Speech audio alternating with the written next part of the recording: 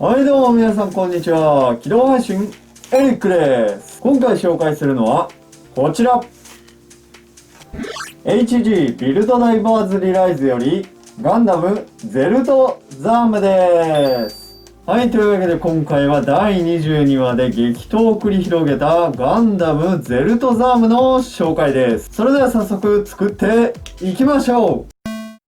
はい、というわけでガンダムゼルトザームメーカー価格は2420円となっております。中身を見ていきましょう。まずは説明書が1枚、ポリキャップが1枚、そしてシール、そしてランナーの枚数が12345678910ということで計10枚のランナーで構成されております。それでは早速作っていきましょう。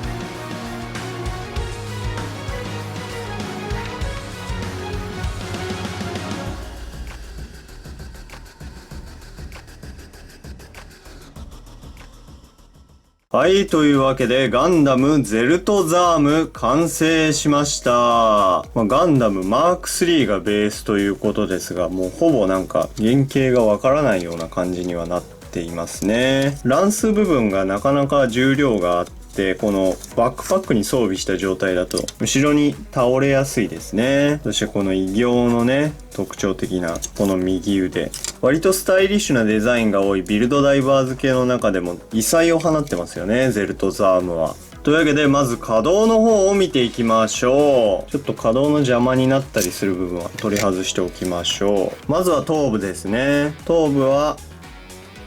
スイングと左右傾きと上下がこんな感じですね。続きまして腕です。腕はこの辺りまで上がります。前後はこんな感じ。そしてここの付け根部分にロール軸があって、肘は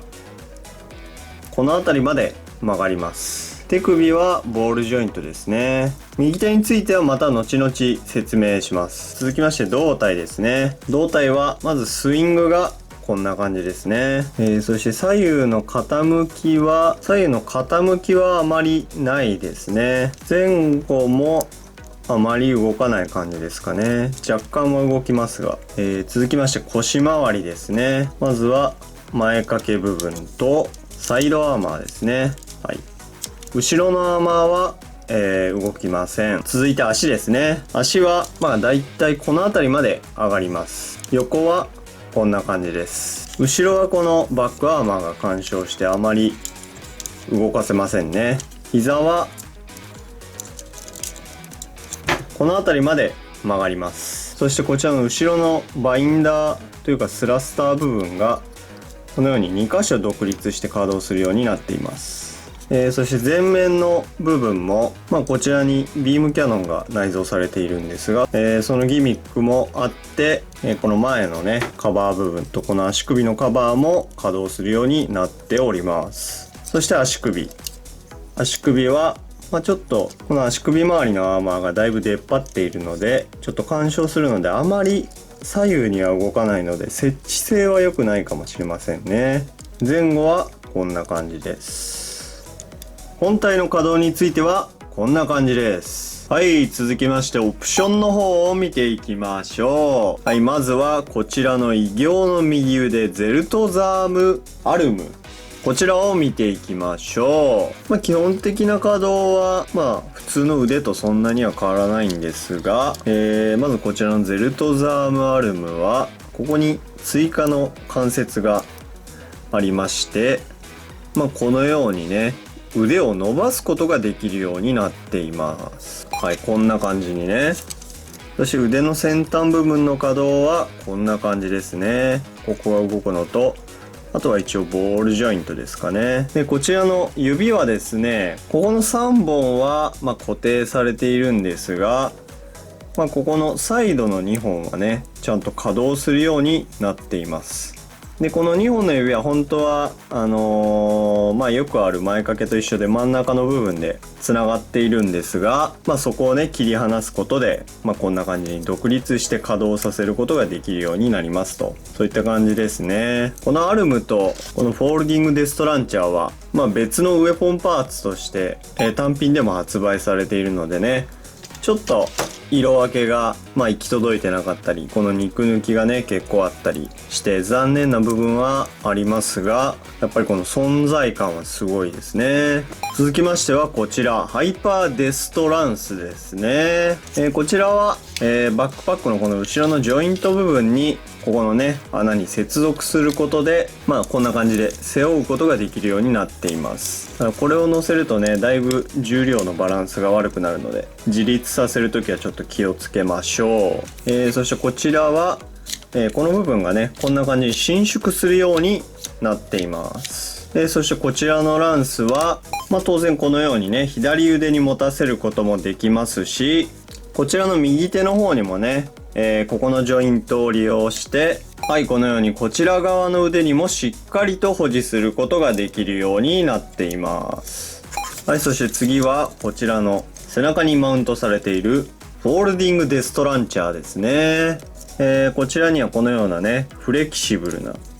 アームジョイントがついているので、ある程度は自在に動かせるようになっています。こちらのねフォールディングデストランチャーは、劇中同様こんな感じにねこのように前に持ってきて、そしてここのカバーが稼働しまして、ここからこのようにグリップが出るようになっています。こここんな感じに保持してね、そして方針を、このように展開すればね、こんな感じでフォールディングデストランチャーを展開することができますといった感じですね。はい、そして残りのオプションパーツはこんな感じになっています。こちら側のやつはねいわゆる余剰パーツですね。まずはこちらの手首なんですが、こちらの手首も実は余剰パーツ扱いなんですかね。ゼルトザームで取り付けろという説明は多分なかったんですけど、テルティウムガンダムかマーク3で使う手首なんでしょうかね。でも一応表情はついてるのでね、ゼルトザームに取り付けても何ら問題はないんじゃないでしょうか。そしてはいこちら、こちらはバックパックのジョイントパーツですね。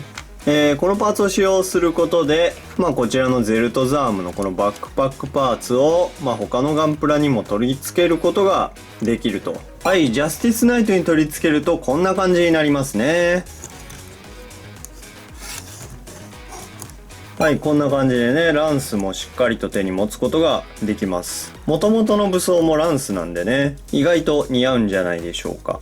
はい、というわけでガンダムゼルトザーム見ていったわけなんですけれども、いやーこのキットを紹介しようと思ったのがね、ちょうどビルドダイバーズリライズの第22話が放送されて、あの激戦に触発されて、このキットを組んでみたわけなんですけれども、悪役のガンダムっていうのはたくさんいますけれども、その中でも結構異形の部類に入るというか、特にこのヘッドパーツがね、5つ目というんでしょうか、この目の部分がねカメラアイが5つあるという形状だったり、なんといってもやっぱこの巨大な右腕ということでね、このデザイン的にも非常に好きですし、このゼルトザームが発売されることで、元の状態であるテルティウムガンダムもねすでに発売されていて、そこからさらにランナーのタグを見るとわかるんですけど、ガンダムマーク3の表記もあるのでね、ガンダムマーク3もキット化されるということで、いろいろな意味というか、いろいろな意味でありがたいキットですよね。ただ一つネックなのは、やっぱりね、この腕とかオプションパーツ部分の色分けが若干足りてない感があるのが残念ですね。このパイプの部分とかはもちろんですけど、この後は指の関節部分とかね、非常に塗りにくい部分が色分けされてないので、こういうところ気になっちゃう人は気になっちゃうでしょうね。ビルドダイバーズリライズの第22話を見て非常に心が熱くなった方もいるんじゃないでしょうか。そういう方はね、ぜひこのゼルトザームと他のねビルドダイバーズリライズのキットを買って戦闘シーンを再現してみてはいかがでしょうか。という感じで今回は以上です。はい、というわけでガンダムゼルトザームいかがだったでしょうか。最後の説明で話しきれなかったところを語るとすれば、やっぱり武装が結構重いのでね、関節がちょっと緩くなりがちかもしれませんね。だんだん遊んでると武器の保持とかが難しくなってくるかもしれないので、関節の補強はちょっと必要かもしれませんね。はい、それ以外は、デザイン等も含めて非常に僕は好きなキットなので、ね、ビルドダイバーズリライズ第22話を見た方は、ぜひこちらのゼルトザームね、購入してみてはいかがでしょうか。というわけで今回の動画はここまでにしたいと思います。ここまでご視聴くださってありがとうございました。それでは最後に締めて終わりましょう。いきます。機動変身エリック、どうもありがとうございました。